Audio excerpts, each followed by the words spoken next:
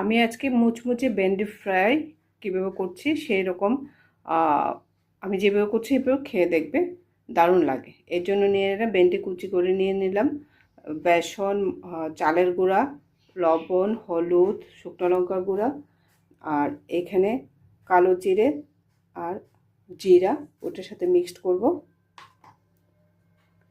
আর আজওয়ানটা একটু ক্র্যাশ করে তারপরে দেব, আর এটার সাথে হিং মিশাবো, আর সাদা তেল দিয়ে ব্যাটারটা গুলে নেব, আর তার সাথে একটু আমচুর পাউডার মেশাবো, দারুণ লাগে খেতে। এ দেখো ভেন্ডিগুলি সব কিছুর সাথে মেখে নিলাম। এখানে জল ব্যবহার করিনি, ভেন্ডির যে জল গায়ে সে ঝরানোর পর ছিল সেটা দিয়ে আমি মেখে নিলাম। এখন তেল গরম হচ্ছে, তেলে ভেজে নেব।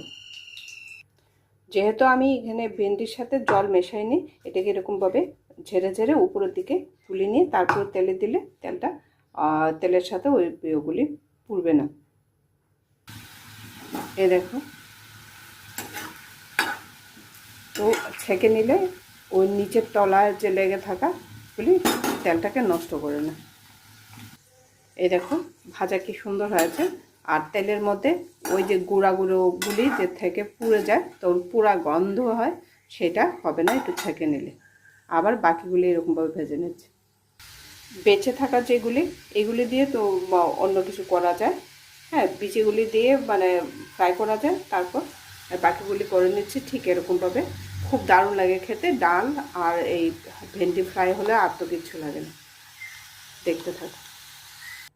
হয়ে গেল আমার ভেন্ডি ফ্রাই, আর ওইটার সাথে চাট মশলা মিশিয়ে তো দারুণ লাগে খেতে।